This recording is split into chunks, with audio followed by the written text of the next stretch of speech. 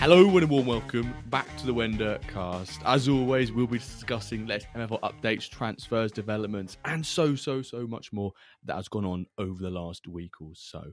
One important note before we kick off this episode: none of what we chat about is financial advice. Do your own scouting or hire a director of Metaverse Football. Oh my word, somehow I nearly forgot the last part of the sentence, and that was embarrassing. Right, it's basically ingrained in my memory. Moving on, joining me today for his third appearance, needs no more of an introduction than someone who creates superb websites, MFL Assistant, MFL Coach. Last time we had him on, MFL Coach was not a thing. It was merely a plan and an idea in his mind. That was back in March 2025, nearly a year ago. And now we've got him on, as this week he made a big announcement for Coach and Assistant. He's going to talk all about that. We'll talk about tools, MFL, give us some crazy stats, and just so much more about MFL. It's none other than Alexis. How are you, sir? Thank you, Jimbo. Thank you. Hello, everyone. I'm feeling great, and thank you for giving me the worst intro in the history of WenDirkCast. Say that again. What sort of intro? The worst intro. You completely failed at the very beginning, and you never failed this intro of the cast. And it's the first time for me that you fail it. No? Yeah, doing the intro. That is the possibly the worst intro I've done so far. part of me now is like, do I just do it again? But no, I think we have to keep it in. Yes, we have to. When we've acknowledged that it was we have been doing it for 126 episodes now, but there still can be some hiccups. Yeah. But are you doing cuts, by the way? Have you ever done cuts? Did you cut some part? Yeah. Yeah. We cut parts out before. Yeah. Okay. Yeah. So, we do. We'll give a bit of an insight to the listeners now. For those who have never been on the pod before, we do, sort of like one continuous take. But if someone needs to go to the toilet or someone needs to pause for a minute, or if we've got to spend 5 minutes thinking of a hashtag, which we've done before, then we cut that bit out, obviously. Right. So there are some cuts. It's never, or someone has to, someone mucks up or wants to say something again, they can say it again. But usually, if the intro goes really badly, I just do it again. But it was like right at the end, so I think I'll let myself off. But I just want to say, but for those who aren't watching, Alexis has a whiteboard behind him, and hopefully you can see. You might not be able to because maybe how I'm doing the aspect ratios of the webcams in the video. There is, in fact, 2 stickers on his whiteboard. One is an MFL logo, and one's the WenDirk logo on the sticker, which is unbelievable. I've got one on the back of my phone, and Alexis has one in the corner of his. There we go, from the sticker pack that we all got in Paris, which now seems so long ago. Well, it was so long ago. And he's got his jersey on, which is, I can't remember if I said that last week on the pod with Bastiste. I can't remember if it was on air or off air, because we spoke for about 3.5 hours basically, and two and a half of that was actually during the podcast. But we've got Alexis with us. We're going to talk through our weekly updates as usual, and then we're going to let him take a bit more of the floor with MFL Assistant and Coach, 2 amazing sites, which, I've had the delight of seeing through its full transition of when it was merely a few pages with, with a few charts and a few statistics on there. And now we've got this fully fledged website capable of amazing things to help managers throughout their MFL career. But before we get into those and all of that, we had the pack drop stream on Wednesday. From a player pulling point of view, I thought it was rather lame. I don't think we got many great players. I think one person that I saw got a legendary player, because I think I posted in Discord. Did anyone actually get a Lego this drop? Did anyone actually get one? And someone did respond back saying there was one. But Alexis, are you someone who participates in pack drops? No, it's been a while that I'm not taking part of the drop. I'm not even coming over for your stream.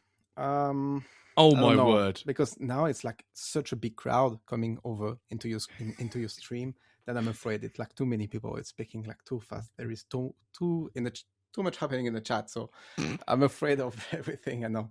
I'm not. I don't know. Last time I've bought a pack was, I would say, a year and a half ago, something like this. I don't remember actually.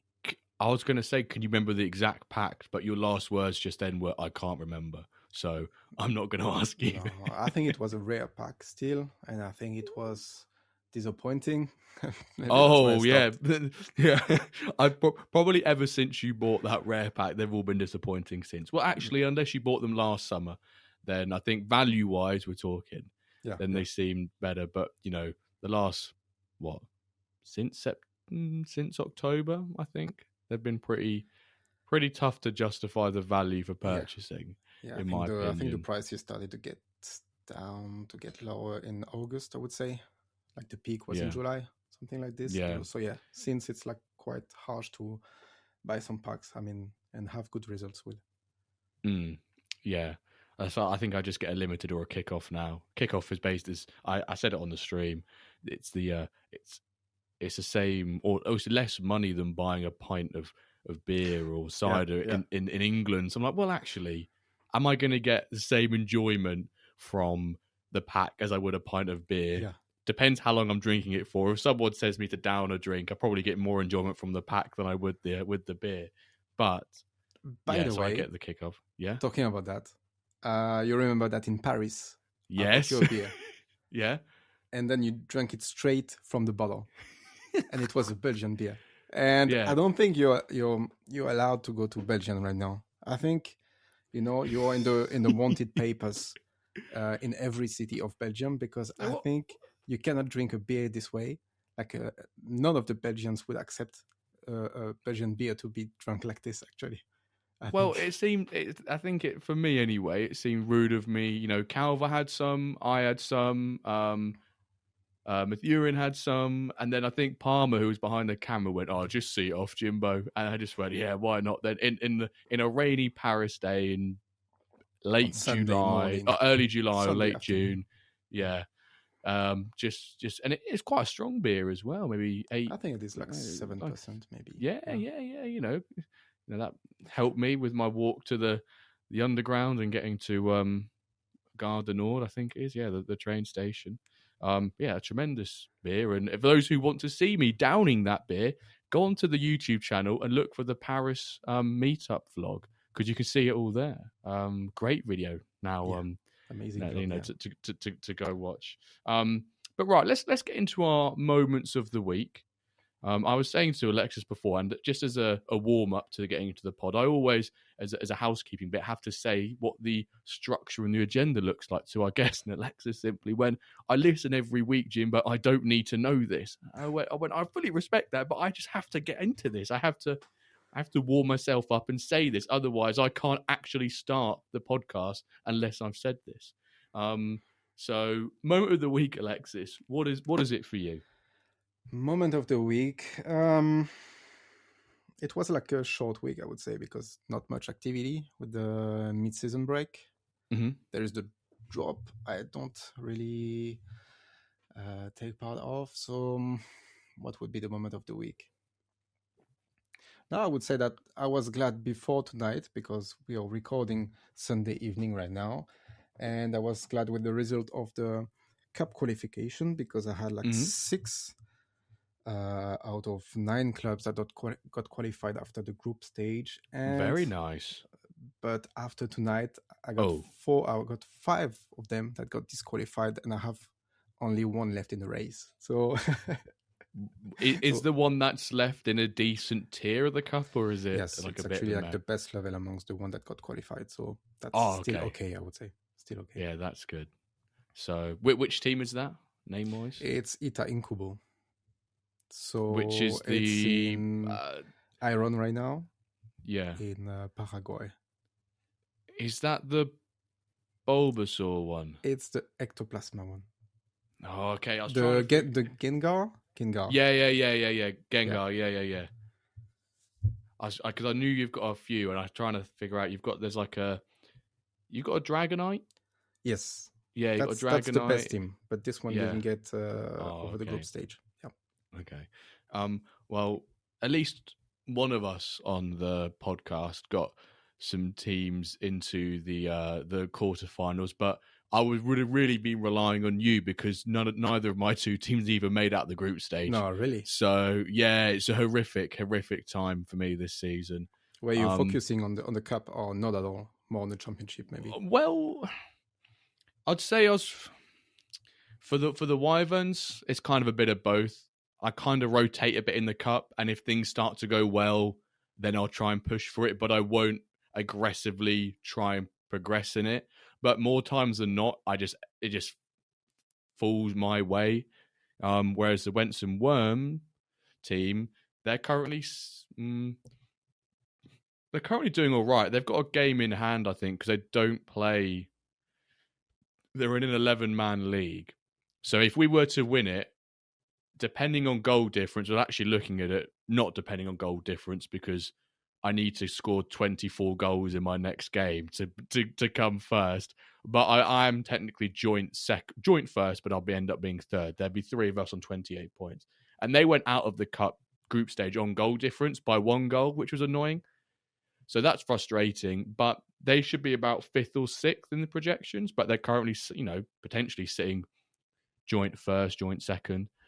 But so I wouldn't say I've been pushing for the cup or prioritizing the league, but I kind of have to a bit with the Wyverns because I just want to get them out of bronze. It's a frustrating time, a club to be managing at times. But kind of my moment of the week is about outside that really.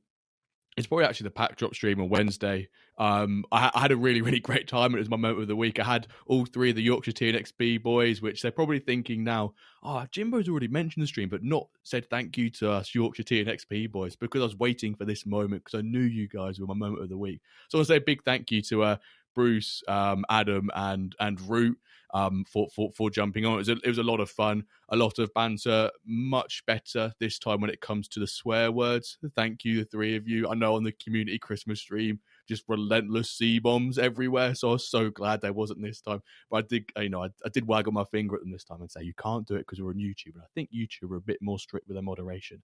But that was my moment of the week. But yeah, well done on getting through to the cup quarterfinals because it's a lovely time. It's a lovely, bonus for the MFL because I know now, looking at my potential earnings for the end of season 11, I have to basically win both leagues to even get anywhere close to last season, just because the cup makes such a huge difference. So let's head into the dev updates. They won't be quite as long as last week because we've not got one of the developers in the studio with us. Well, we do have a developer. He's just not he's not a product and engine specialist like Bastiste is. But Bastiste had quite a busy week. He was on the podcast. Then on Thursday evening, he was on the Ramble, which is a great episode. So for those who want to learn a bit more about the engine, kind of some not inside information because they don't really give stuff away as such, but they can sort of infer things and read into a bit more. And they went over the mid-season report, etc. Go listen to obviously the WenDirkCast episode 25 last week, but also the Thursday stream on the Ramble. So you're telling me that he was part of the Rumble last episode? Yes, on Thursday. So they streamed on the Wednesday lunchtime, and then on Thursday evening, they did a stream where they went through the mid-season report, and Bastiste came on for about, 45 minutes or so? He came in towards the end. All right, because this morning I was listening to one of the episode, the latest episode, actually, and he was not in that, but maybe I haven't been I think he popped it up. David uploaded it to Spotify, to the Ramble, on Friday afternoon. So that could be why.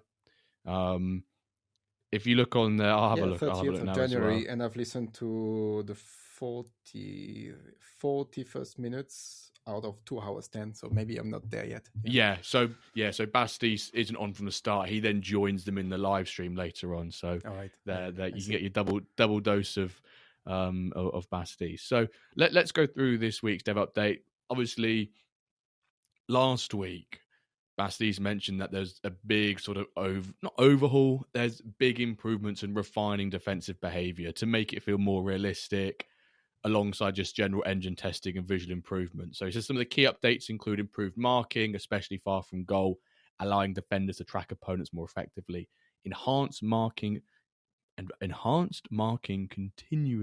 continuity. Oh my word! So defenders stick with the same player more consistently. Corrected several unnatural, inefficient defensive behaviors.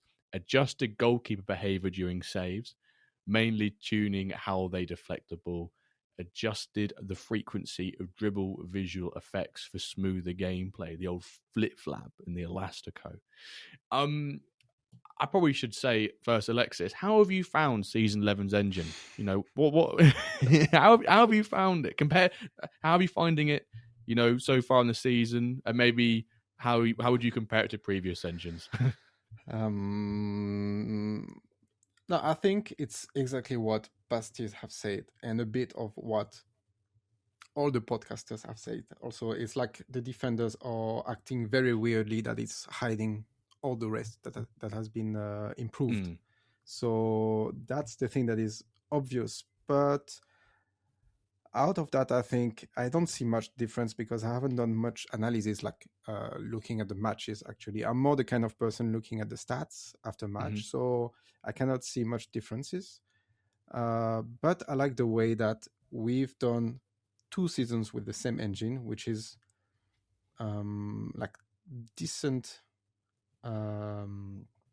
duration, but I think it's quite important to have a change like every season. But the thing is, like, I'm happy to change because it shifts a bit the tactics efficiency. You mean if you have like a very strong team, it could be like a strong team forever if you don't change anything in the engine.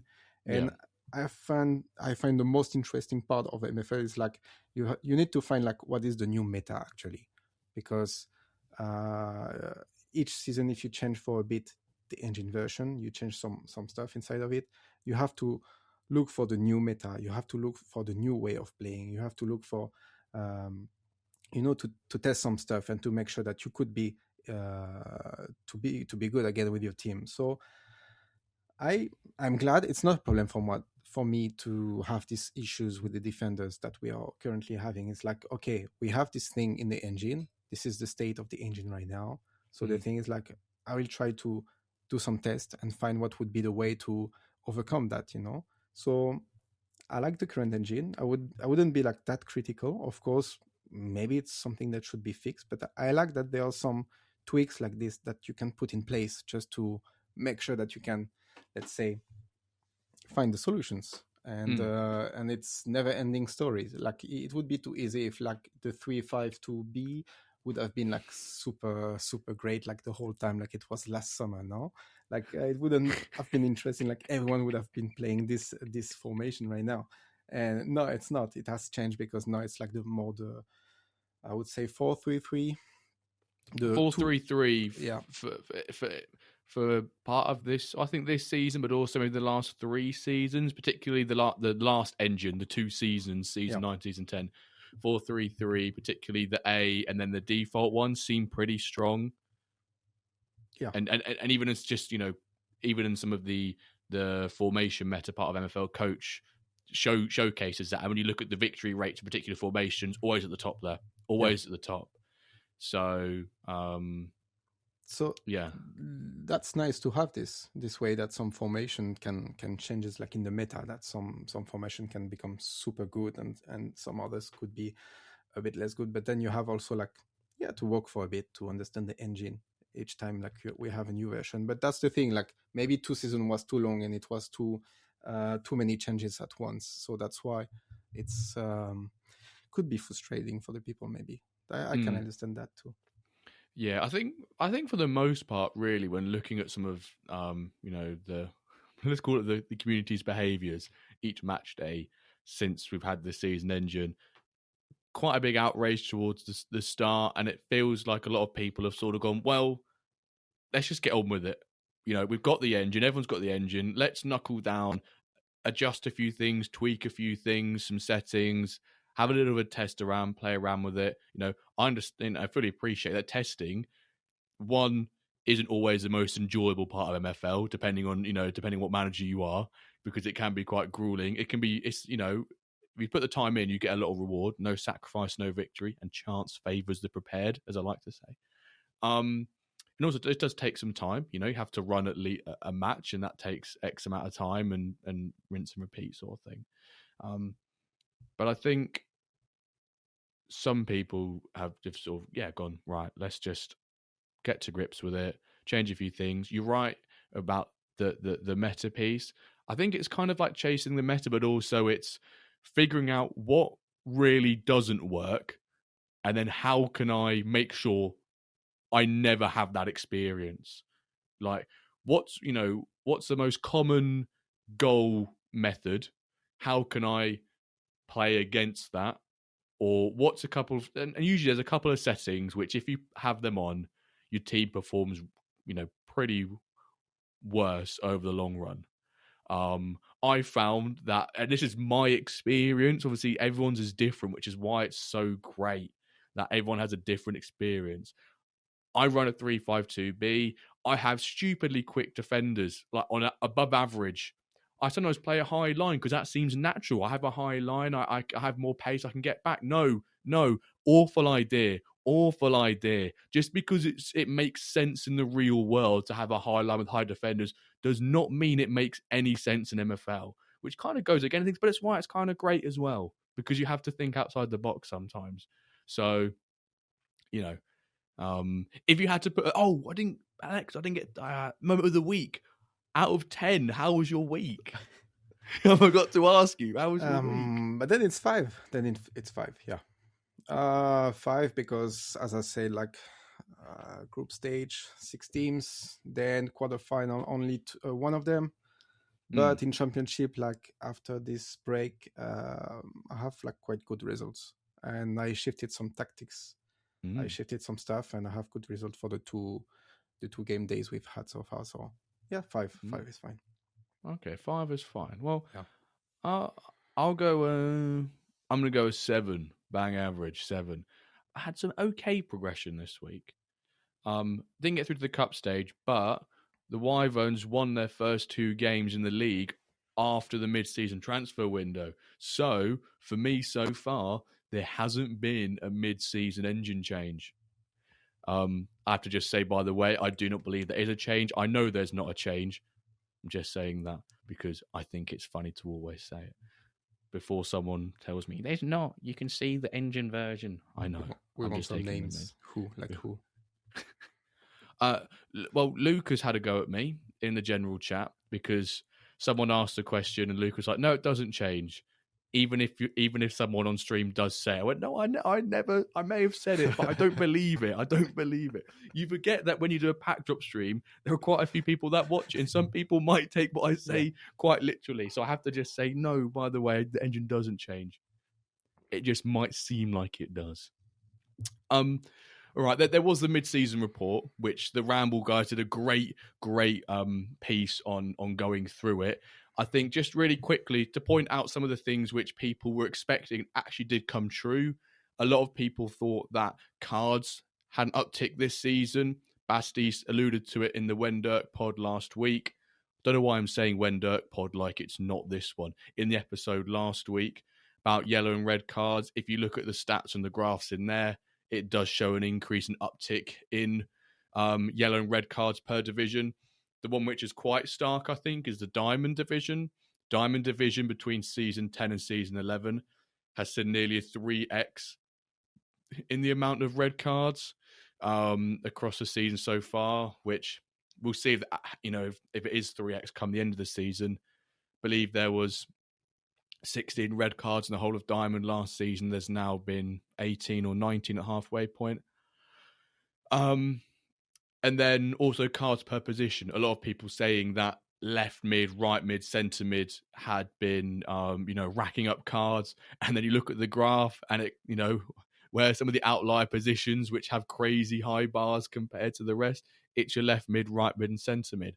Also quite funny is the left wing back and right wing back, which I can only assume is red cards per position. Yeah, left wing back and right wing back, which is interesting.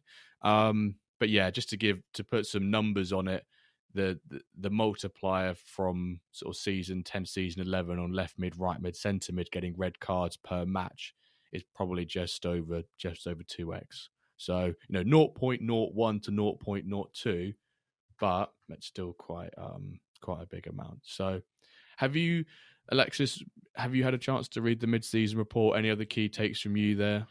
Yes, I did this afternoon. I did my homework, and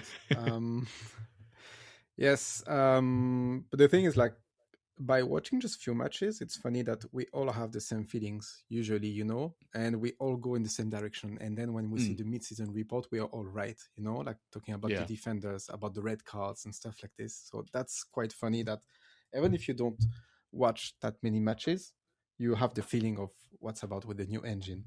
And this is definitely an anomaly that we have this LM or M having so many red cards. Definitely.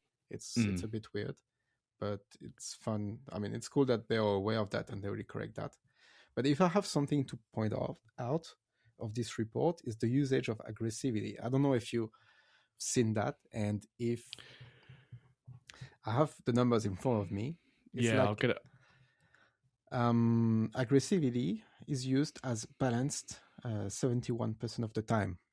And aggressive like 27% of the time, and only 1.5% of the time is low. So that's the thing, and maybe that's the reason why we have red cards, because the usage of that that setting is actually not balanced. So maybe if we would have like something like that is more 30 40 30, maybe we would go to something that is relevant regarding the red card. So I'm just wondering if like maybe they kind of think about maybe they are not using enough this setting, like this low aggressivity enough, so we somehow like push them to use it. But still after that, I mean, maybe we didn't have time also to adjust. Now we know that there are a lot of red cards, but I wonder if there is like something like this. I know that it's been too far, they didn't want that many red cards, yellow cards, but maybe it could be like actually relevant, that it could be pushing us to have better decision about aggressivity in the end, because we're not using the low one. Yeah, I'm just going to briefly share my screen here with you, Alexis, because this is some additional information that the Ramble also showed that wasn't included in the mid-season report, but they showed that one. And it's sort of one thing that struck me was how many managers just have everything on balanced. Yeah, and I think that's. And I was like, you could sometimes say, oh, is it because of the engine this season people go on balance to reset everything? But actually, the balance percentages aren't too far away from last season's. So the aggressiveness 71% on balance, clearances 85% on balance, pressing's the interesting one. It's always seemed, and this kind of makes sense to me. This one, no one has low on the trigger press because it just doesn't. That's one of the settings. If you have, it just doesn't work. In my opinion, you are losing out on so much by having low on the trigger press. Do you agree? Yeah, I do agree. Yeah. So you've got 54% with high, 40% with balance. The crossing, people majority have balance 60% or low 25%. The directness, this is where probably one which, if you're going to keep everything on balance, you might switch, but the majority, there's no one option here is more than 50%. You've got 19% low, 46% balanced, and 34% high. The dribble, which, considering that the visual of the dribble right now with the elastico and the flip flap and the increased cards we're all perceiving, I would have expected a bigger increase in the high here, because people might go, actually, if I could see more dribbles and there's more cards, maybe if I dribble more, the opponent receives more cards and I'll have just a better match result. There is just over 3% uptick in the high option, but not as much as I thought there would be. Far shot, probably expected it with this one. 81% have balanced. Offensive engagement, 76 on balanced. risky pass 81, fluidity 74. So a lot of people have it on balance. But one thing I thought that came to my mind is like, when it comes to any sort of data like this, I think I'm not sure if it does say in here. I feel like it's worth pointing out when that data was taken, because it's a snapshot in time. It'd be quite cool if you could see a snapshot of match day 1 to match day 12 or match day 11, because that data could look completely different. It's a bit like the best example is when you have these surveys at work about how are you feeling on a scale of 1 to 5, how motivated are you at work? Well, if you get given it in November and you've got loads of work and it's really bad, you're not going to say you're happy and motivated. You're going to be like, oh, maybe a 3 or, a 3 in the middle. But if it's in the summer, you've not got a massive amount of work, you're having a good time, you'll put a more positive score. It's one of those. If we can maybe get the date to when that snapshot is taken on the match day, or maybe get a comparison between the first match day and the last match day of the first half of season, I think maybe you could see some behavioural changes within the community. Maybe they don't want to share that information, but I think that'd be quite handy to look at, because that provides some important context as to the when that data was Yes, you're right. Captured. And now I would expect to have the one from like this one, and that we can compare to the second half of this season. Yeah, exactly.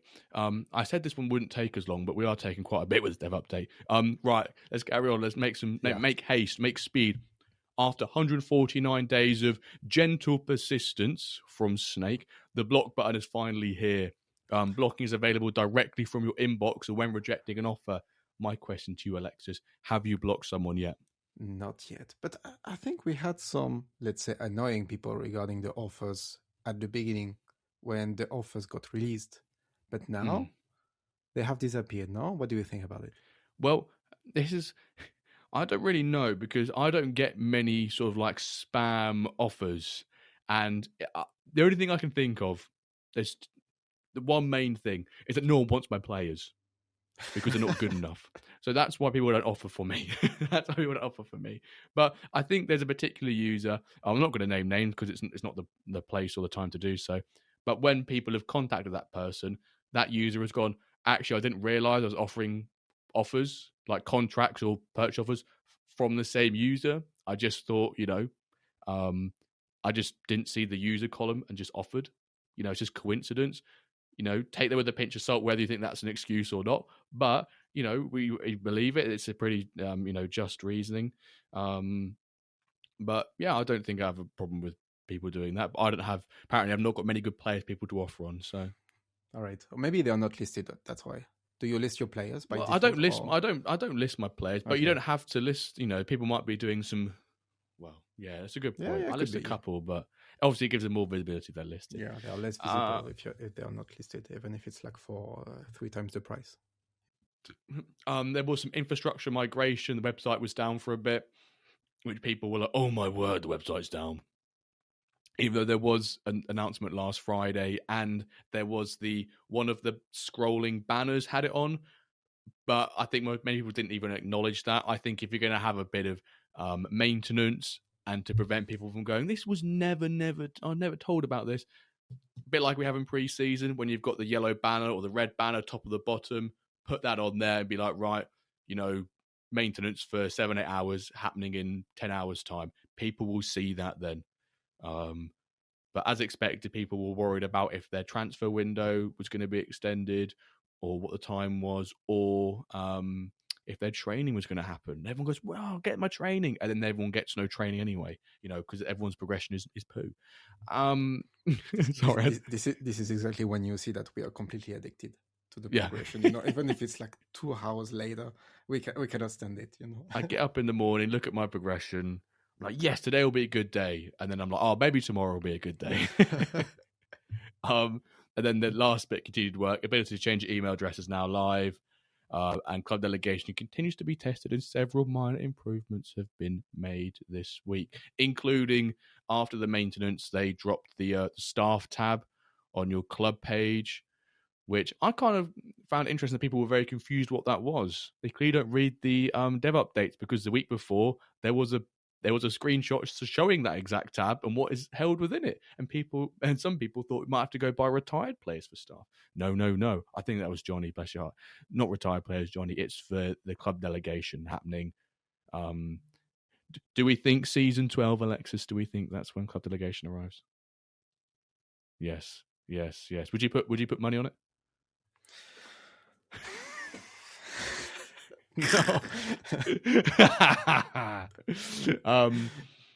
No. Right. Let's come to the Diamond League then. Unless you've got anything, Alexis, you'd like to point out on the dev update we've not mentioned. No, it's all good. Roger that. Right. Let's come to the Diamond League. I fear. Well, not I fear. Sorry, that's correct. I'm supposed to say I feel. This feels like we're back in season 8, season 7, season 6, season 5, season 4, season 3, where we get to the midway point and we go, wow, look at that. Ronan's 10 points ahead at the midway point in the season. His Meta Mercenaries are 10 points clear of second place, which is Dio's Amsterdam Lions. Ronan has, I was going to say seemingly figured out the engine, where he clearly has, or using settings which are greatly benefiting him. 10 points clear, crazy goal difference of past 30 already, which is crazy. And then there's no point really talking about the middle of the pack, because just middle of the pack. But 12th place, BFC Manchester. 11th, La Furia Espanola. Kev winning 2 of his last 5, one of which recently was against Taggard's BFC Barcelona. MFC Napoli, which I was really amazed when actually looking at it. Bill's drawn 7 out of 13 games. Is that the 5 at the back, in full effect? That you've got, 5 defenders and you draw every game, better than losing, still gain a point. And then BFC Barcelona in that 9th spot. It looks like that sort of bottom 4 is probably going to be ish set. Maybe it depends who gets that 9th spot. But I would ask you, Alexis, who do you think will win the league? I think is maybe a bit of a silly question. Yeah. Metamercs, I agree indeed. Do you think the current bottom 4 stays as it is in terms of that ordering? Do you think someone else gets that 9th spot? Do you think one of them gets out of it completely? I don't know. I don't have enough info. I don't have the projection in front of me, so I don't really know what could happen. What are the actual levels? Actually, I see there is like 5 points difference between the 8th and 9th. No, isn't it? So 5 points between 9th and 8th. 11 and 16. Start to be complicated maybe for BFC Barcelona, seeing that they did only 1 point over the last 5 matches. Could be complicated. One thing I hadn't touched on actually was how the Titans Cup looked, because obviously we've had that. Our quarter finalists is Bishoni Milano, Los Galacticos, Soul Iron Pigs, BFC Manchester, both BFC teams getting through, La Furia Espanola, BFC Barcelona, and then Tango versus GTA Ontario. So that Espanola BFC Barcelona is really interesting, because you're going to get one of the bottom 4 in Diamond eventually going to semi-finals, which will be pretty spicy. And I guess one thing to note there as well is that all the quarterfinalists are Diamond teams. So make of that what you will. One thing I'd have just picked up on, though, is Meta Mercenaries aren't in the quarterfinals, being knocked out by Bishoni Milano. So I guess I would probably maybe argue that Bob's Soul Iron Pigs, I always want to say Soul Iron Flies, Bob's Soul Iron Pigs end up winning. He'd probably be the favourite. Him and Bishoni Milano are the favourites. So you'd expect if they both make it through semi-finals, that is who is going to win the tournament, looking at the strength of each side of the bracket. Yes, that's definitely. And Los Galacticos is also the projected 4th. So that part of the table is completely hard compared to the other one. It's a very stacked, and when you've got, I know Bob played Ronan's platinum side, but 7-1 is still a pretty big scoreline.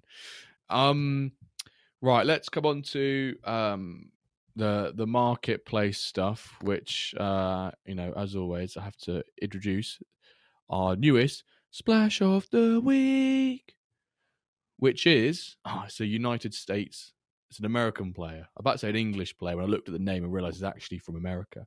Joshua Shaw.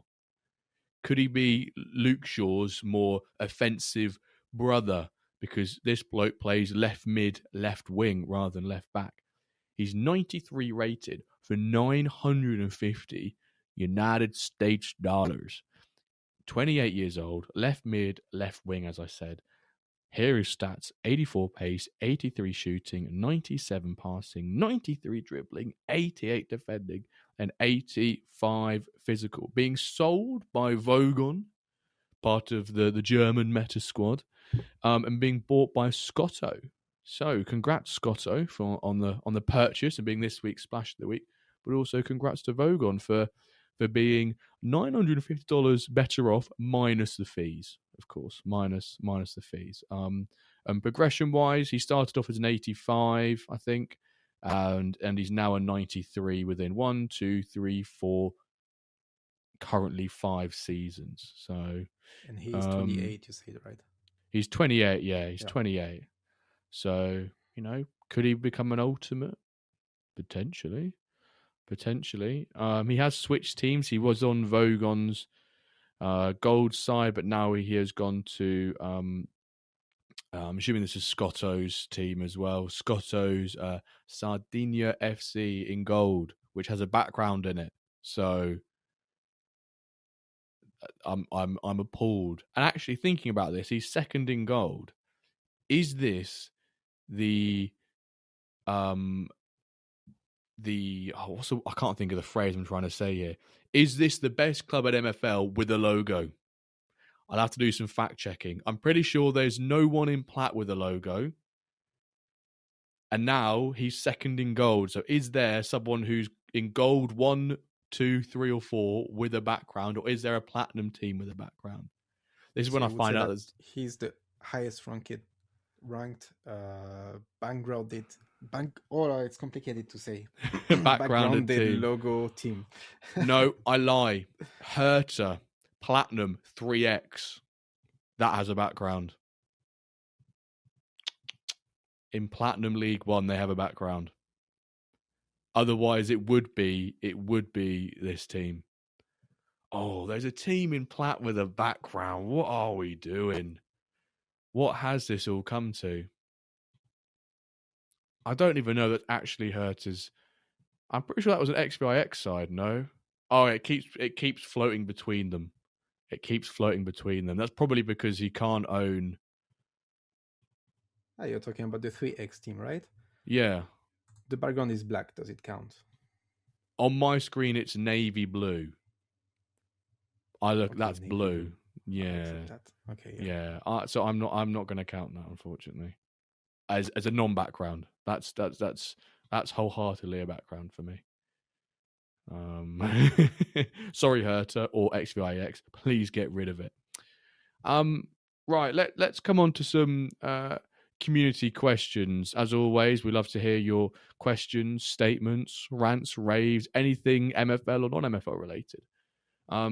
And you can at us on Twitter, now known as X, or you can come into our Discord, WenDirk Discord, which will be in all the descriptions and show notes on Spotify and YouTube to tune into below. Sky, who has a picture of Justin Bieber like a mugshot with bald and a beard, says, assuming MFL provided the option, would you and your guest, yourself, Alexis, rest players in training if that meant you can play them every match for the entire season? Would you give up potential progression for matches, basically?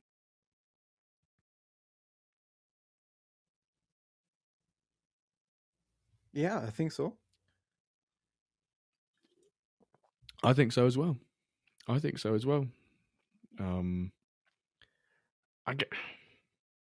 It says, yeah, and you would you and your guests rest players in training now and then if that meant you can play them every match for the entire season. He's put. I think you would. Yeah, you would, no? Especially like having now players being 34, 35 years old. Like I remember, like the first match of this season, I had one player that lost like 3% of energy, like which is literally a lot.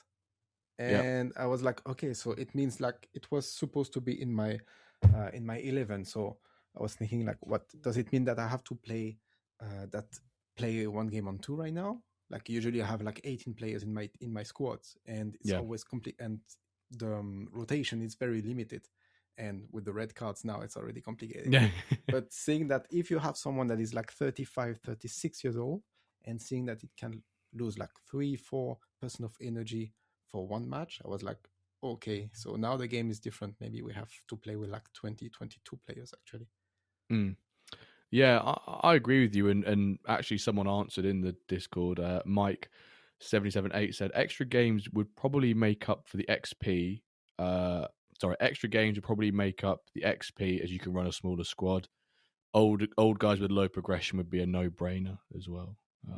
So yeah, I think if you could use a player basically through every game of the season, you probably would, right? You would try and use them, and then you could just cup league, you could just go full strength. These swits or T swits, if we ever hypothetically get coaches or coaching roles in some capacity, what would you want to see added? For example, a progression boost, better fitness. This has always been sort of a request or a feeler from the community, sort of saying, "Oh, about coaches." Yeah. So what we are talking about a meta coach here. Huh? We are not talking about like a delegation or anything, right? Yeah. So just if they were to give like a boost of some sort or have some sort of influence on the club, Yeah. what would you like that to be essentially from the coach perspective?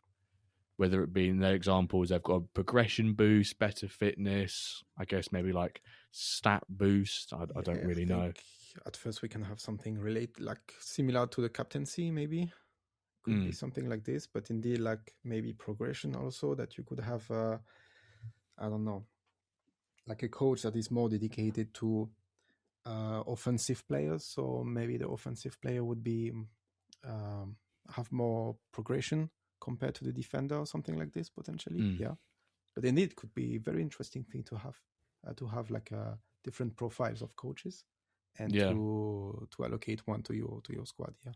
D- Expanding on this question and the topic of coaches, do you think if we were, hypothetically, if we were to get them, would you like to see, them as retired players being used as coaches, or do you think it should be a separate NFT itself from, from retired players, for example? Because retired players always like, so when my player retires, he has no utility. Obviously, yes, that's part of the deflationary part of the game, which we love and we hate it at the same time, basically, because a second your player is packed, their price just is slowly a ticking time bomb to hit zero, and it's can you extract as much from it. But how would you like to see that?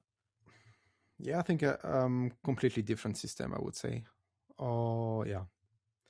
I'm just afraid that we would expect so much to have players like turning into coaches instead of getting retired, and even taking the risk of buying a player before getting retired and having nothing the season after or something like this. And I think like it could be also something that another thing that could be frustrating in the game. So is it a good thing? I don't think so. What would you think? Yeah, I think it's best to leave. As much as this might be an unpopular opinion, I think it's best to just leave the retired players alone. Just, you know, it could just do some weird things to the market in terms of, like you said, if it was ever a scenario where, if there's a 10% chance a retired player becomes a coach, you're then going to see some odd things with the pricing of soon to be retired players.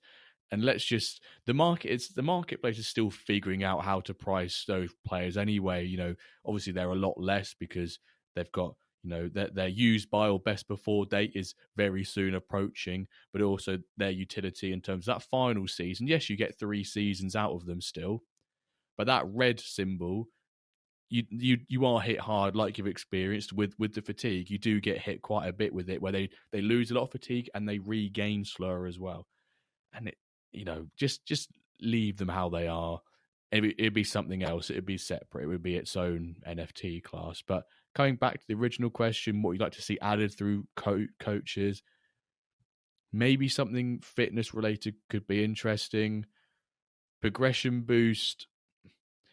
As a manager, you can do quite a bit to boost your own progression, as in, like training conditions, match conditions. You can influence that. And could we just see, depending on what the influence was, could you see people dropping down overalls, the strength creep happening more because people go, well, actually, if I could drop these players down but gain some progression boost from a coach, can I stack a bit of stone, a bit of iron, and make up the difference? Probably a side effect. But ultimately, anything like that, people will try and find loopholes and ways to game the system. We've found that out through every single, like near enough every event we have, whether it's cups, whether it's a goal rush. If there's a loophole, an advantage that can be taken and grabbed, people will do it. People will do it. Right, Dan LSC, who do you predict will be the next big name / content creator to join MFL? And answering this before we even do is SUFC Blaze saying, we'd love to see AA9 skills on MFL, which if you've played FIFA probably about 12 years ago, maybe, like the FIFA 12, FIFA 15. I know when I played that, he was part of the, he was a big part of the FIFA community back then. So, Alexis, any predictions for the next big name or content creator? I don't have names. I was not playing FIFA, following any community regarding FIFA. Same with football managers. So I have absolutely no idea. So I will leave that question to you. Or maybe if they're like already an existing content creator, what game do you think they come from? Do you think they'll come from an AFC background or a football manager background or anything like that? Are they even in a sporting game background? Do they just, come into it? Yeah, I would like to see maybe someone coming from somewhere else, like someone having like some, of course, millions of followers, and that is not dealing with football at all, but that is still passionate by football, but no one knows it, or almost, that kind of person could be very interesting. Or even better, if it could be like something that is consultant for a specific channel in football, maybe potentially could be interesting to have such profile that knows football and that would just apply his vision of football like as a professional into the game. So this could be interesting potentially. Yeah. So sort of like on a journalist role, for example, like someone quite high profile in the journalistic part of like football. Thierry Henry, Yeah. At best, for the entertainment at best, like this guy. I think we need Jamie Carragher and Micah Richards. Because you just know the famous Micah Richards quote, "I'm all about the Benjamins, baby." He'd just buy his way up to diamond probably. Risu says, "Work the space is already playing, but I wished for content by him. He has so many great teams." I'd like to see a bit more from the Football Manager region come round. I will admit I've not watched massive amounts of FIFA or Football Manager. Over the for quite a while, but so I can't particularly name a specific content creator. If it would be a football player, would you name one? If it would be a football player, yes, or an ex-football player that you would like to see creating content about it. Oh my word! An ex-football player creating content.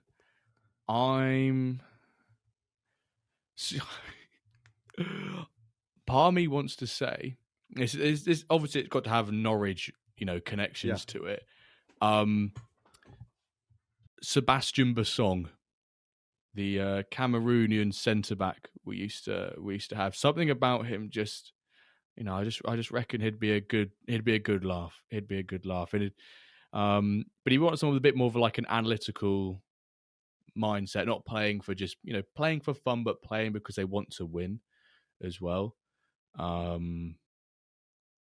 Let's go with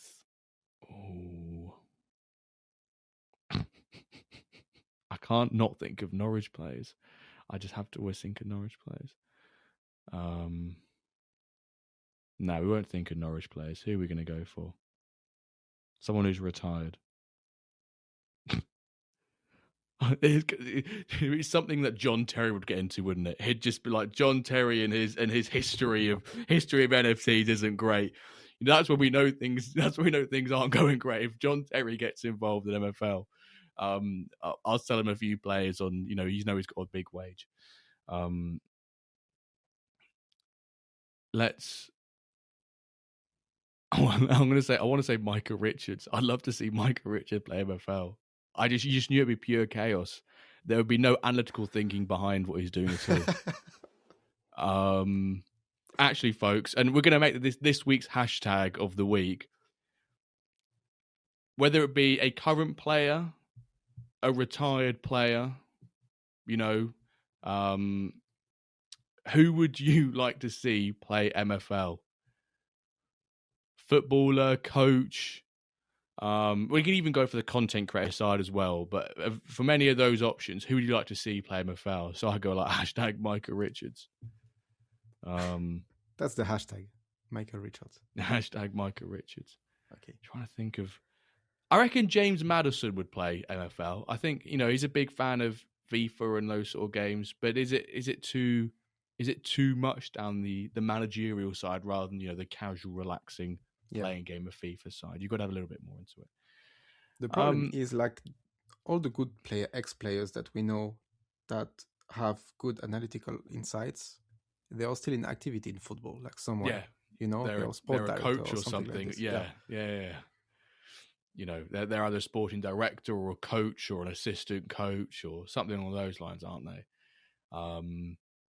Right, and then Ron Johns is our final question, saying, with several new managers emerging as diamond level players over the past few seasons, predict the next current manager to buy or promote into the diamond division that hasn't been in there yet.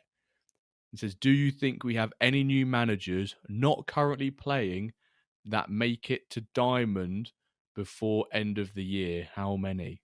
So let's answer the first bit first. Predict the next manager to buy or promote into diamond that hasn't been in it yet.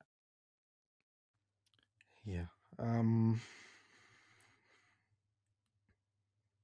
think it's super hard. By the end of the year, so we are talking about what, 5 seasons? 6 seasons? 6 seasons? Yeah. I would say no.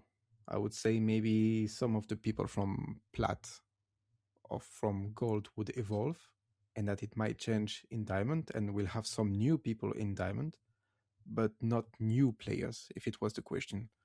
So for those people in Gold or Platinum, who do you think will get into Diamond that hasn't managed in Diamond ever before? So just say someone like Work the Space, for example. He's got he's highest is he's got his Tokyo 2 team in Gold right now. They are top of Gold. Or if you look at some of the Platinum teams, who's going to be a new Diamond manager this year? I don't have names, but when I look at the clubs, like over the seasons, I always see changes. And I see that there are a lot of, I don't know, the top of the Plat is always different, or the mid-table of the Plat is always different. When I look at it, and I see also a lot of clubs that are moving down.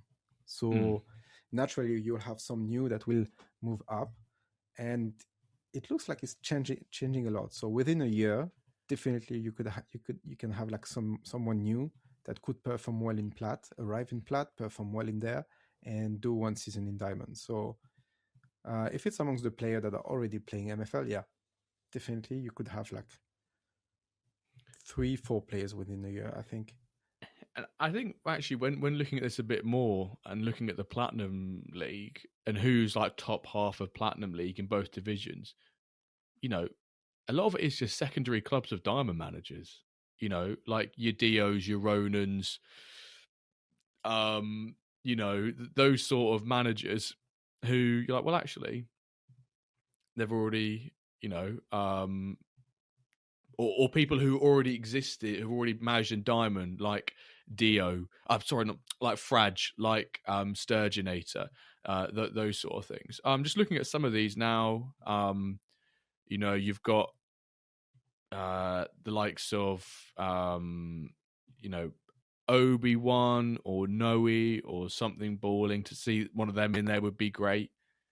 But I think even just analysing Ron John's question in a bit more detail, it is actually particularly difficult to be new in Diamond as a manager unless you buy into it. I think maybe someone like Work the Space, maybe a content creator could be a really interesting thing. A bit like how Nepenthes had their Diamond heist, they bought in. Obviously, they've come down, but they bought into Diamond for the year. And do you think we have any new managers not currently playing that make it into Diamond before the end of the year? Not currently playing? So new people who join MFL who go into Diamond. Yeah, Maybe that's how I took the question at first. Yeah, and maybe I think not. one.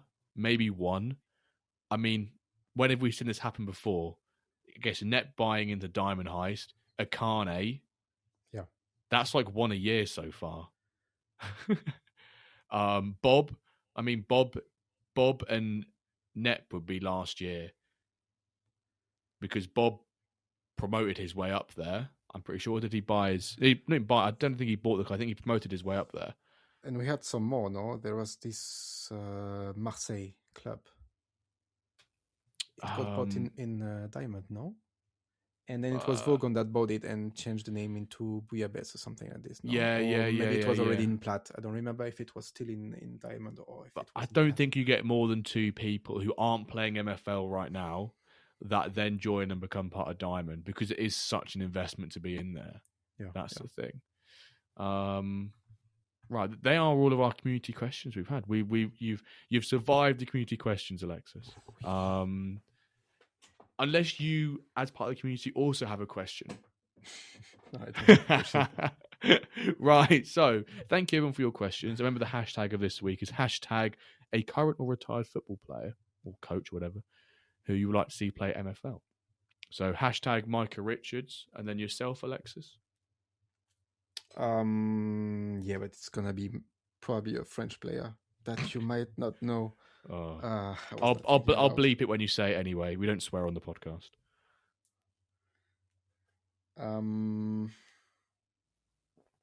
Give me 10 seconds. That's all right. It's tough when you're put on the spot. I'll agree. It's tough. I think I would get someone called Jean-Louis Leca. It's like someone from Corsica. He's been a lot in Lens as a goalkeeper. And now he's in a staff somewhere. I don't remember if it's in Lens or somewhere else, but I think it's still in Lens. So he has this thing. He's analytical, I think, but he was the kind of person that was getting super mad when he was getting scored as a goalkeeper. So I would like to have this kind of person because I'm pretty sure he could have a good input as a coach, playing the game.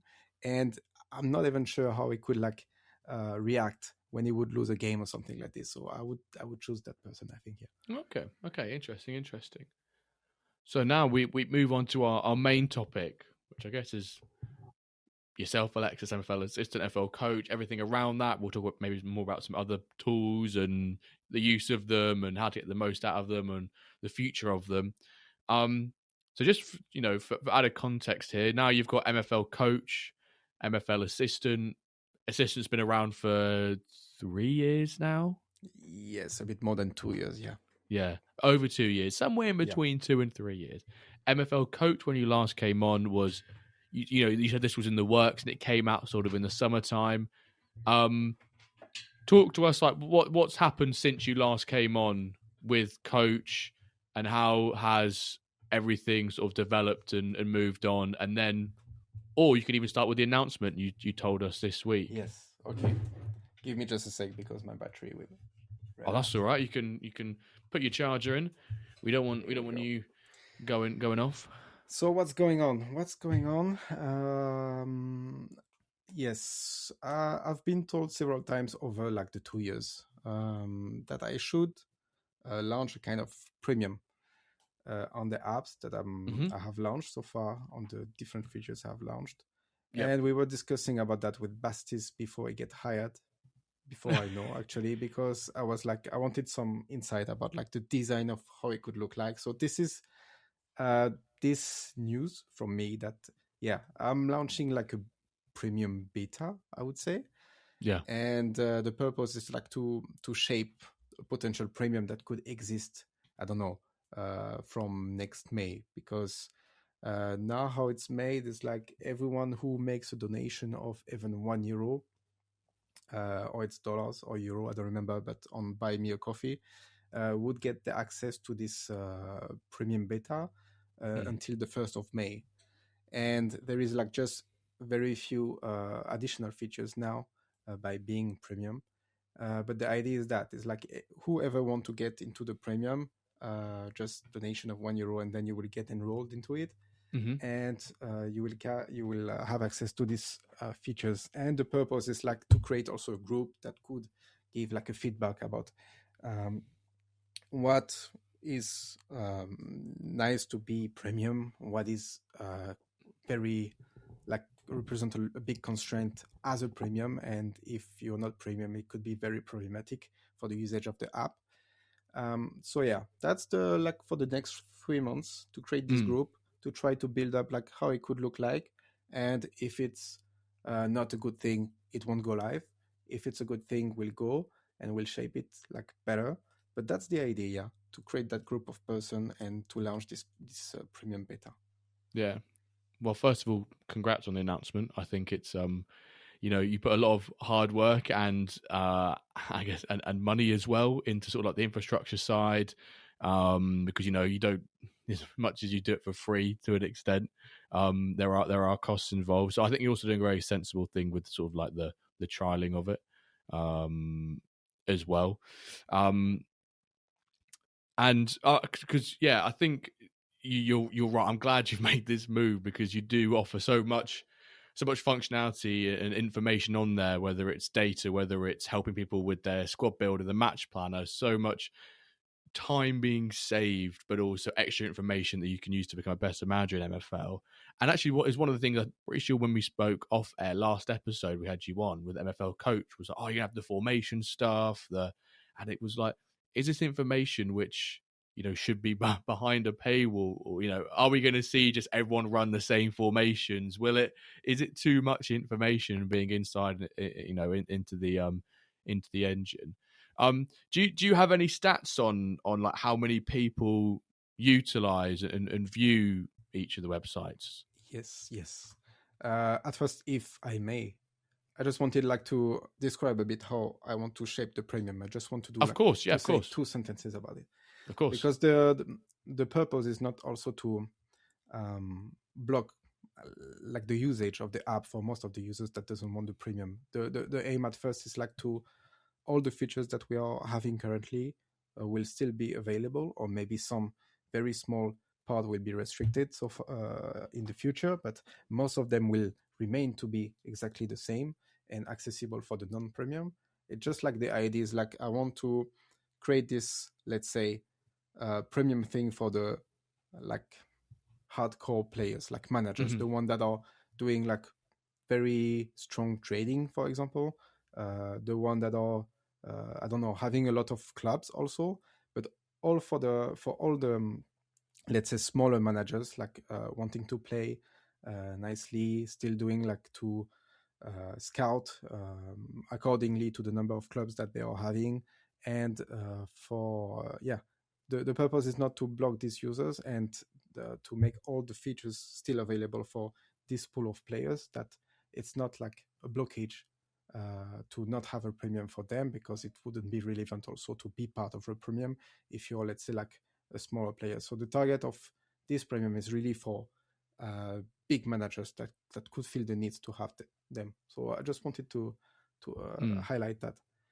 And about the numbers, yes, I do have some numbers. We all like number. We all like a bit of data. We all like a bit of data. So if I can say some general data about the usage of, I would go for MFL Assistant at first. So if we want to know like how many visits I had at the peak, as an example, the peak was on guess when could be the peak, by the way. The peak. The peak of visits of MFL assistants. In its whole lifetime. Over a month. So from first day of the month until the last. So in January, so I'm guessing the month, or I'm guessing in January, what was the most? No, you guess the month. The month. Well, yeah. It's an interesting one because naturally you'd want to go to sort of like a May, June, July because of the amount of users we had and just the explosion of activity there was in MFL. But also at the moment, around these current months, you've probably got, you've got more features in MFL Assistant that you did back in the summer. Therefore, that attracts more people. And I feel like as a community, we've still grown in size as well. But I'm still going to back in terms of like an all-time high, because that's got to be on like activity and usage. I'm going to go... It's May, June, or July, and I think I've just got to pick which one it is, basically. And I'm going to go with June. You're super close. It's July. Oh, July. I knew it was one of those two. Again, I'm talking only about MFL assistant and not coach. But yeah, if we speak about the visits in July, it was about like a bit more than 18,000 visits. 18,000 visits. Yes, and we are speaking about 2,000 and a half, a bit more, unique visitors. And when you say unique visitors, it's about like the terminal. It's not about the person necessarily. Like the device sort of thing. The device, exactly. Yeah. So yeah, and since if we go for last month, it dropped from 2,500 unique visitors to 1,500, a bit more. Wow. And the number of general visits from 18,000 to 10,000 approximately. And again, I'm talking only about assistant. But I mean, even when you look at just say from the general visits dropping not even 50%. Yeah, not even 50%. But the unique visitors has dropped less than the general visitors. Yeah. Which I think that's really impressive to stat. That's more unique visitors than I not say than I expected. When you think of like how many unique managers do we have? Managers with clubs or managers with clubs is almost 2,008 or 9. Yeah, and managers with players is over 6,000 or so. So when you think managers with clubs, 60% or so unique visit. Obviously, that could be I go on my phone, my computer, my laptop, but still. So if we maybe just maybe you can divide it by 2. I think that's being that's still a lot. That's being picky. Like you say 1,000 at least. Yes. If you think like in January you would have like 750 different managers, like actual managers coming into MFL assistant, it's still a lot. I believe it's a lot. It's a lot. A big ratio. If you take like 2,800 club owners, for example. Yeah. Do you have the stats for coach as well? For coach, it's slightly the same, but the usage, the general, I mean, how to say that? I would say that it got less impacted because coach got released a bit later. Yeah, and got known a bit later, and I was still releasing a lot of things in coach within the last 12 months. So I do believe that it was still catching some new users over time. That MFL Assistant did less because it was existing for longer, I would say. So yeah, slowly coach is like almost having the same activity than assistant over time, I would say. And the funny fact amongst the usage over time is like the people are using the two apps way more during the weekdays. And when the weekend is happening, there is like no one at all. No one at all. That does, I find that really funny. It does make sense though, because it does. Because whenever I remember years ago, I think it was like us captains are talking to MFL. We're talking like 2023, And I was like, why don't you do it on like a Sunday or Saturday evening? I remember them saying like, even the MFL site it might be different now, but back then it was like your activity, the engagement will be way less on a weekend. And since then, I've always just gone with the idea of streaming on the weekend. If I had time, I've got nothing else to do, not doing anything, etc. is cool and it's good, but I won't get the same engagement for it. And I enjoy doing the midweek ones, the weekdays, and then the weekend separate. But it's interesting to hear that from an MFL tool, engagement point of view, that still holds up in 2026. That most people do it during the weekday, is when people mainly access it. We can say the truth. The truth. I think they are just using it at the office, and that's it.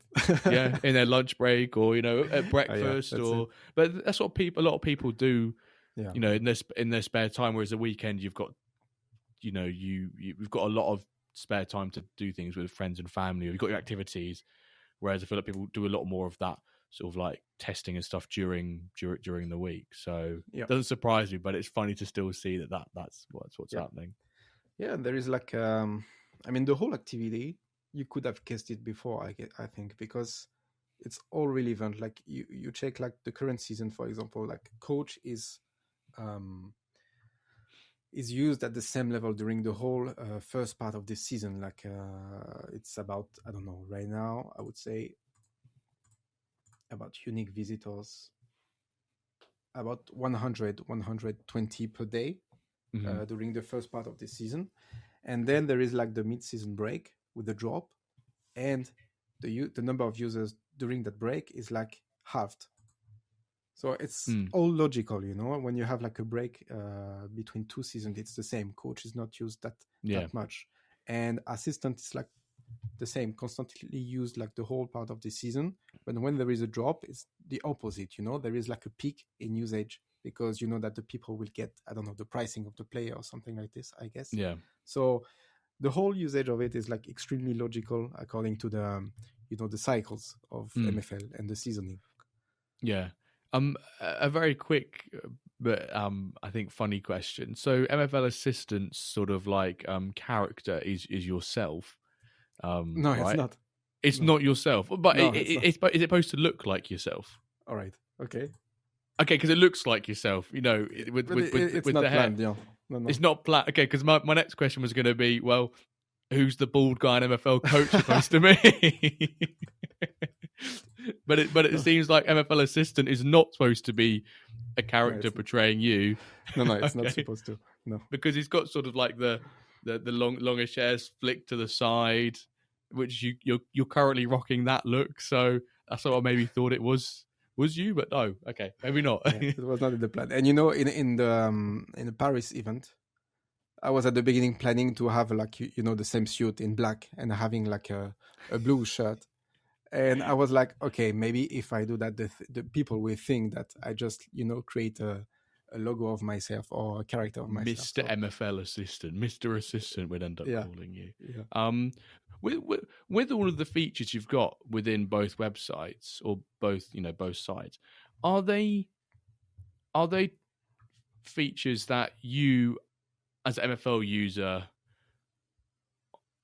would use and then you put into the website, or are they things that people asked you to put in there?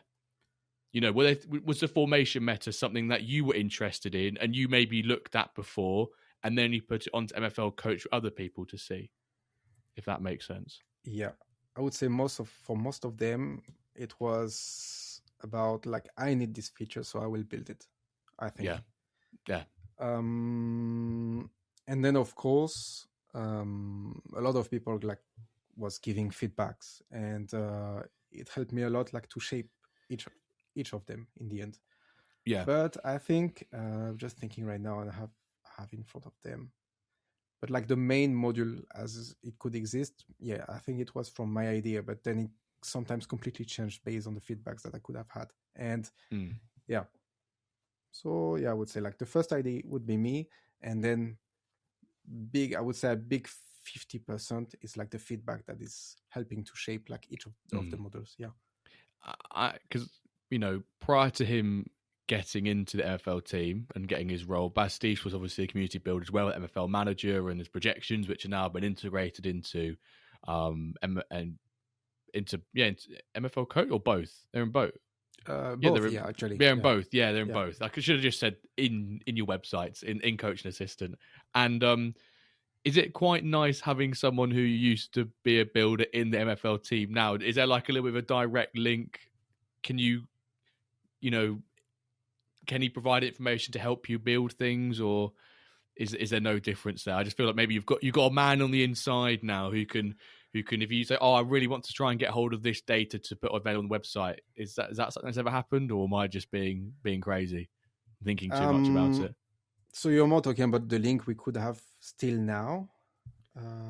Yeah, Bastis, a man on the inside. Not quite a mole. We're not going down those levels of what in all the movies and things. But I think Bastis did call you like the GOAT last week about like sort of just anything to do with development, or whether it's stuff in the Discord, which the French Discord. I can't keep giving it too much praise. I can't be seen to be giving the French too much praise, otherwise the Dirk order members will get angry at their leader. But there's great work done in there. Does Bastis give you any? No, I don't have you want information here, and I know you would do the cut and you would keep it for yourself afterwards. No, I absolutely don't have any, even like almost contacts anymore. I mean, I would say before we were like chatting together, sometimes having some calls, so chatting I would say a few times a week when we were building together. He had like MFL manager, I had like the assistant and coach, and we were giving it ideas to each other's, confirmations and stuff like this. And since he's in the team, and I think that guy is a bit too fair to give like precious information that could be useful. I think that's his issue. Like he's too let's say honest and loyal. No, I don't have such information. I have absolutely nothing. And when I do request something from the team, it's always from the builders chat, so there is all the other builders that can see what I do ask. I absolutely want to do this way. I don't want to do it in another way. I want to be transparent, and it's usually still that replies. So no, I don't try to get information from Bastis as you did last week, but but no, I just know that I will have him on pod soon, and maybe it will be the opportunity to speak and to release like an episode with him. I guess it will be me that will do that. So yeah, I will do the same job than you and try to fetch some information, because last week was pretty interesting. But trying to get any information out of Basti or anyone at MFL team, I think it's it's quite tough at times. Especially the engine one makes sense because you can have people come on like Basti's on here on the Ramble, and there's only so much they can really say, because the idea of the engine is that they can't go tell one community like, oh, if you do this, they can't tell you that. And whenever like Quinton gives any response, it's always in the Discord on a platform that anyone can go look at. So the information's out there. I think that's the beauty of it. No one really has any particular insider info. Well, I can mention two things about that, like the request I've had like recently, and maybe it's a way to put some pressure on the Yak's shoulders. I've asked like two things. It's like potentially to have a way to access the activity of the contract changes in a way that if you change the contract setting of a player during the mercato, during the transfer window, transfer window, exactly, and you want to, and you set like from not available to available in bronze with 3%, something like this, that I could reach this information, to have the activity about this kind of information. So and I would like to build like a kind of notification center just related to the contract, to this kind of event. So if you set up something like this, like you could do with the market right now, that you could receive an email saying, hey, you're looking for that kind of player and he's available. Say something like this. I would like to like make the market a bit more dynamic, because now it's complicated when you look for a specific player. Okay, you will check, you will scout like 3-4 times a day, but you don't even know what you've missed or what you could have done better. So this would be the first thing I would like to have, to develop something above that, on top of that. And the other thing was, that I have more analytics data. I would like to aggregate, I don't know, like the heat map or the shot map or something like this, to have, because I plan to improve like I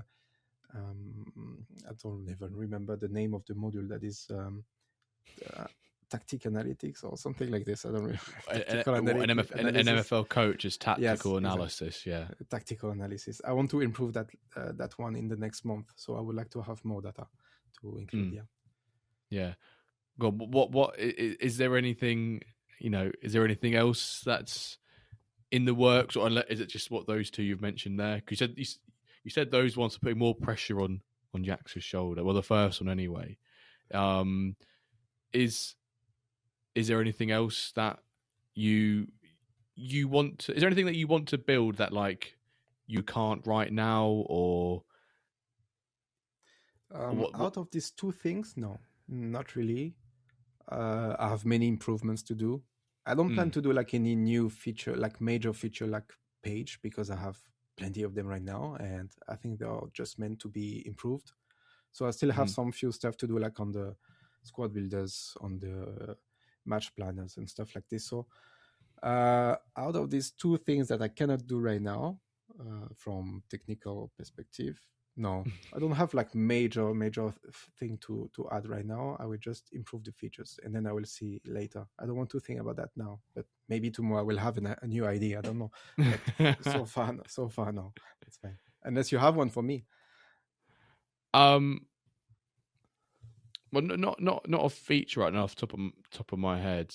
Although if you could find a way to replicate the Airtable and make that downloadable for me to have in my own spreadsheet, that would be fantastic. Because I miss the Airtable so much. I used to look every week at my own, like I used to have what is it? Is it like Data Studio, whatever the Google thing is, Google Looker, Looker Studio, whatever the Google one is. And I used to have like 9 pages based on the spreadsheet data. And I looked on there one day, I did my usual like download, import, all this sort of stuff. And then I was like, hang on, I've gone back a few weeks and there's no more recent data. And I just got really sad because I like to read. I'm a very finance guy. I like to look at markets. I like to just look at data. Even if I don't make a decision on it, I just like to look at data, which is why, from my side, some of my most visited parts of your website, MFL Assistant, is things like the player pricing and then the pack pricing. I love it. I love looking at the analytics and data behind pack pricing and and everything around that. And even from the coach side, I actually have you to thank in some way, because it was season 5, season 6. My 3-5-2B was having an awful time, and I switched to a 4-back. Fortunately, the 3-5-2B, as long as you get left back and right back in, you can switch to a 4-1-2-1-2, 4-2-3-1 pretty well. And I used your formation meta quite a bit to like just, can I try and get an extra, a few % chance of winning my game? And I tweaked probably about 4 or 5 games the second half of the season, and I genuinely think a big part of me winning those and staying up in bronze that season was thanks to your formation meta and having a look at it. So I genuinely, either season 5 or season 6, I owe you a big thank you. Because I could find some messages where I've messaged people on Discord and been like, have you looked at this? Because it benefited me and it worked out for me. Amazing to hear. So but I wish you had that for the Euro Cup then. No, I still to this day, and I said it last week, I want them to have run that game 1,000 times and tell me what was the chance of me losing 7-2 and them having a man sent off? Like what were the chances? I got morally, I got done dirty and I'm definitely not salty about it. Nearly 2 years on? Nearly 2 years on. Yes. All right. For your first statement, like, but I don't know. I don't want to steal the job of Zutat also, because I know he was helping you. But yes, he is helping me to identify Splash of the Week. yes, which is a tremendous job. Thank you, Zutat. So if it would be helping both of you, I can do a button on MFL Assistant that would be called the Jimbo's button, and then you can download like an Excel with the whole thing if you want. Would it work? Because all I do is basically just import that data into my spreadsheet, and then it immediately updates everything else. All right, that I have. I will do that then. Oh, I will do that. If I could get, I don't really care how far. If it goes back to the end of 2 weeks time, is enough, right? Is it enough to have the 2 weeks history now? How far can you go back? I think I can go the whole history. No, I would like the full history, please. Yeah, I would check because I love to be able to sort of look at the whole thing, and when people, some facts don't care about feelings. When someone goes, "Oh, the market's down," and I go, "Actually, compared to 2 years ago, mate, we're still 50% up." Just those small things. Yeah. But also, I want to particularly see, this is something which has been really useful that you've provided in the last 3-4 seasons, is retirement numbers, and how retirement numbers looking. How many people have thrown the retirement symbol up today? How many retirements in 3 seasons' time? And I want to be able to see the dynamic and the relationship between sort of like player pricing and retirements as they get more frequent. That's something I'm really keen on looking at. I just like looking at data. I'm a simple man. This one is frightening. The retirement numbers. Oh, it is. Because recently I've been looking at, every season through the 2 pack drops, we get like 2,160 players or something are released during packs. I really want to know, and I'm not sure how we can get this information. Maybe we can work together. How can we find that information? How many reward packs are redeemed? I want to know that information. Can you know that?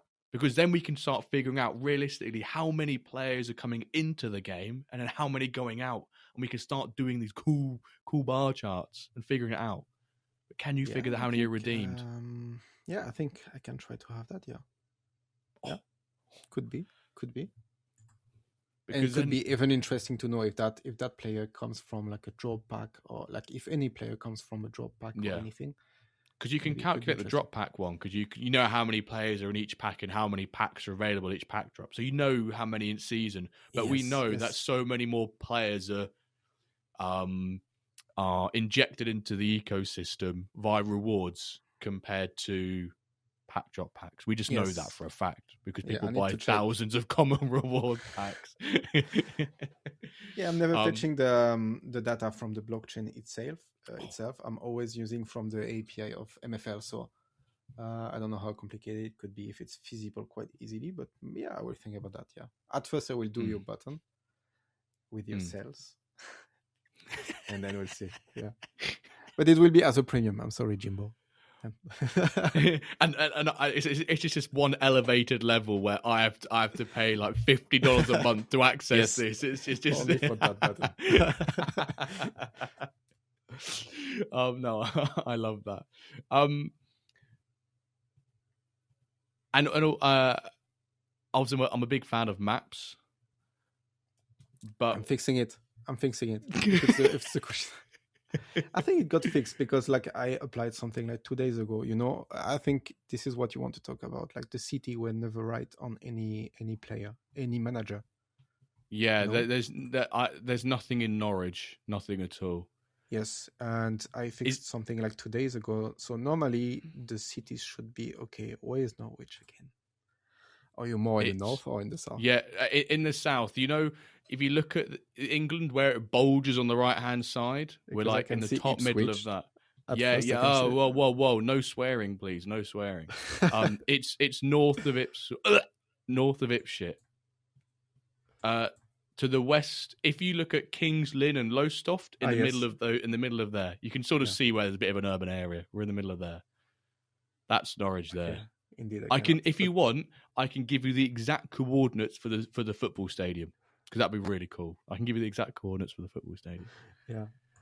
Yeah, but I know that I fixed some stuff, and now I see that it's a bit better than it has been. But maybe you haven't got updated yourself, like your account is not updated It yet. could be But that. it will come over. It will come. Or maybe you're somewhere else in the map, because sometimes it happens that, I don't know, I would have like something like Worcester that would be placed in the US or something like this. Because does it take, because obviously on the Airtable you used to have the Latin long. I didn't take from there. I had like a library that was I just pass like the country and the city, and it picks up like the first location. And that's it. So that's why there are some mistakes. No, that's fine. I was going to say, because the Latin longs only exist till about Spark Division or Ice, and then the Latin longs disappear. So then if you have a library which just matches the names, you are going to get some, because half of American places are taken from the English. For obvious reasons. Alexis, how often do you use your own websites? During the season, every day. Every day there is like a match happening. For sure, in the morning I will use the coach. For the MFL assistant, I would say that I'm receiving the emails about the market, maybe now a bit less, but less than 5 a day, like 3-4 a day. I would receive an email about the market, I would say. And yes, sometimes I'm just scanning the market with the market tracker and checking the prices on the so assistant, I would say once a week, twice a week. Coach, I'm using every day. There is like a match. Yeah. Do you use website and then forget that you're the one who made them? Like, oh, this is a really cool website. Why can't it do this? Oh, I'm the guy who made it. That's me. I'm the person. Do you ever forget that they're your tool? Do you ever? Oh, no, I don't. But I like every time I see something that doesn't go right, like I have this kind of problem that if there is like a logo or a word or something that is a bit misplaced by 1 pixel, and I would really get mad, and I would need to fix that now. So it's a bit like tiring actually to use my own website, because I know that it's me that has been doing that, and I did like some little mistakes like this. So each time I go on the website, I'm like, oh, I should change that. I should improve that. I should. So it's like very tiring actually. Maybe it would be better to use it as it wouldn't be my website in the end. But yeah. Do you use any other websites to help you in MFL at all? Because I know we can talk about yours in this episode, but obviously there are some other amazing ones which are obviously worth just highlighting as well. Obviously, one of the OGs, Player Info, still a fantastic website for if you want to just for any searching any player, positional familiarity. If you want to see, if my striker gains plus 40 in shooting over the next 3 seasons, what will his overall be? I think that's tremendous things to look at. MFL Stats is another one. What's one recently? MFL Scout? Exactly, yeah. Yeah. Scout. And there is also this Chrome extension that you can use. Yes. I've using that in partnership to see what my opponents sort of like.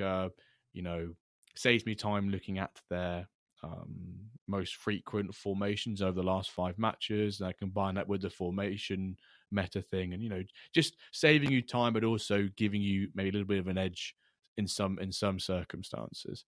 And I know that there's quite a few managers out there who've created their own sort of little scripts for analyzing matches. I know Ricky Hyde has done that with a sort of like a website you can post your team in, and it will go through and tell you like the aggregated stats and all. I know obviously websites like yourself do sort of similar things as well. But I think it's so great, and it's one of the real showcases and signs of a game that is growing, where there are more people joining, and one of their first things they want to do is, how can I build something to give probably a personal advantage first, and then release it to other people? Because if you have people doing that, it shows that others are passionate about the game and want to provide a product and a and a service as well. But but it shows there's a demand for it. So, and obviously that's one of the first things that, I say yourself and Ali's player info are sort of the two OGs when it comes to and he the was here like offerings. before me even. Yeah. He was the very first, I think. But the funny thing is, like, amongst all the builders that arrived to build something, it was always for a community or for everyone, or maybe like the one that are building something for themselves or very discreet. But always it's something like someone has an idea, want to build it, and directly shares to everyone or to a community. So that's the funny part of it. It's like no one is doing it like for his own performance, but it's just like to have fun and to have feedback and to build in the end. Yeah. So that's interesting moves always. Yeah. Like, for example, my marketplace dashboard, it's just the simple Google thingy. I think I shared it with a few people, but I was like, I have to manually update it. So I'd always say, I always put in the title when I last updated it. I think when I last looked, it was like November the 30th. I'm like, guys, you can use it for like just to look at some things if you want to, but the formatting's horrible. It's just there as like a little scrapbook to look at. But you're right, people are selfless and they want to help others in that sense, which is a great sort of behavior to have. And I think that the MFL community, for the most part, is super for a game which is PvP. Me versus you.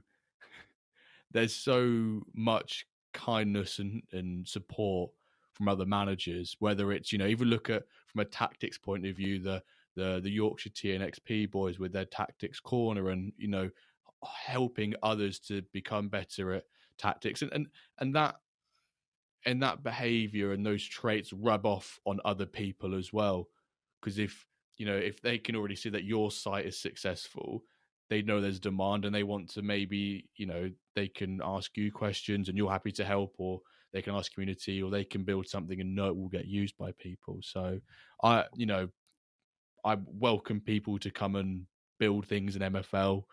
You can ask the goats like Alexis for advice. Or obviously there's the builder chat, which I think if you just ask Yax, he will get you added to it. I think, is that right? Yeah. Before we ask Basti's question to yourself, Alexis, is there anything else that you'd like to share with us around any of this? No, I think we're all good. Yeah. You think you're all good? Right. Let's I'm trying to think if I've got anything. I don't think I have. No, I think we're all good. Right. So we always ask our previous guest to ask our question to our next guest. And last week we asked Bastis, and he said, if you wanted to add some flavor or feature to the engine, so we've got like the flip flaps and the elastic hose and things like that, what would it be?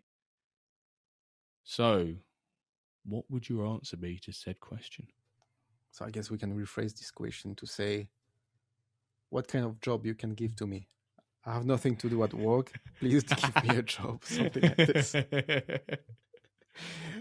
No, I came up with this idea like 2 hours ago. My first idea was 3 months ago, and I think they are implementing it. You can confirm it because I think you would know. But I shared something about implementing the energy level within match. That you would start with, I don't know, 97 if your player is 97, but of course that the player wouldn't play the same way after the 10th minute or after 60 minutes of playing, So I'm extremely glad that they are doing that right now. And it makes truly sense by the substitutions to come also. Mm-hmm. So having both of them will be amazing. I think will change the game again. After like it would have been changing the game after having like the shot maps and the heat map also. Yep. So I really hope like to have this kind of feature for season 13, for example. I think it's feasible. And the new idea I had like this afternoon was to implement like the momentum chart, if you see what I'm talking about. Oh, yes. potentially to have a momentum rate at each moment of the match, where you can have like a bit of improvement in, shooting, passes, success rate. And maybe like the momentum is against you, but you will like score a goal and it will like completely tie the momentum to 50-50 or something like this. But have, this kind of rate to say, hey, your team is playing good, having a lot of like opportunities to score and stuff like this. So now you have like 60% of the momentum. So you have like a bit more like chances to score for the next opportunities. You know what I mean? And having this chart saying like, okay, for the first 15 minutes it was your time, and then you've lost it for 10 minutes later, something like this. So this is what I would be glad to have. I love that as an idea. I know that SofaScore, which is the app that I use the most, has a momentum sort of graph. I know that lots of other ones do as well. And it's great when you can partner up like the goals with it and see like during this high momentum you scored. I think what it can also be really useful for, just imagining that being a feature within the game, is that you can all, when we have things like match plans or preset substitutions, you can almost go, well, actually, I made this sub or this match plan and I lost momentum completely. Exactly. Is that an indicator that my match plan isn't quite correct? Should I have made that change? Because right now you don't really know to an extent how much your match plan impacts your setup. You might just know, oh, I lose the game, I win the game, I draw the game. But actually, did it make me better? Yeah, plus it could have like doing substitution could have an impact on the momentum, because like you cannot break the momentum in the end. So you would do like substitution at the 70th minute, like the opponent team would have like 75% of momentum, then directly it could drop into 60 because you're just like having a pause in the end. So you have like small things like this where you can manage the momentum and you can have small impacts on the momentum in the end. Yeah. I really like that as an idea. And that's the same. If you start the second half, maybe you can start like 50-50 or something like this, because we say that when you start the second half, it's usually another match in the match. So some stuff like this could be, I guess, interesting. I really like that. Mine's more of a feature than I think yours is obviously they're all features. But yours adds more flavor than my feature, if that makes sense. And I said this before, I'd really want to see some sort of set piece tactics being involved, particularly around the centre backs for free kicks and corners. There's only one setting that allows you to do that, and it's not one that I particularly feel comfortable using a lot of the time. And according to the mid-season report, the same for about 70% of people as well. With the positional freedom, I'd love to see have some options for that, or maybe flavor wise, if you could. What was one of some people say recently is you can speed up the time between highlights, if that makes sense. So I know you can speed it up anyway. You speed up the. Oh, I can't remember what it is now. When I need to do some fact checking by myself here quickly to make sure I'm not going to make myself look silly, but I'm not going to keep babbling on for too long. Is it when? Yeah, it could be also something like related. It can be related to the momentum first, but if you're playing at home, you should have this advantage that is visible now. Also, somehow. Do you want to see home and away home advantages?